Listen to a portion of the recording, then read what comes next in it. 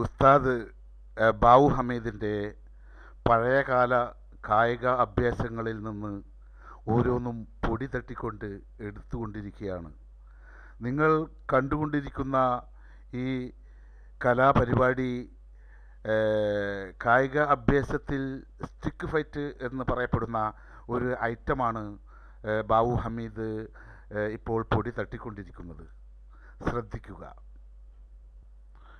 ഒരു വടി കൊണ്ടും രണ്ട് വടി കൊണ്ടും രണ്ട് സൈഡിലും 4 സൈഡിലും 6 സൈഡിലും കറക്കിക്കൊണ്ടിരിക്കുകയാണ്.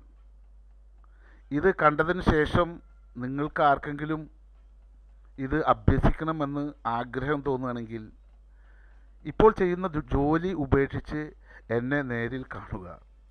അല്ലാത്തവർ ഇത് കണ്ട് ആസ്വദിക്കുക.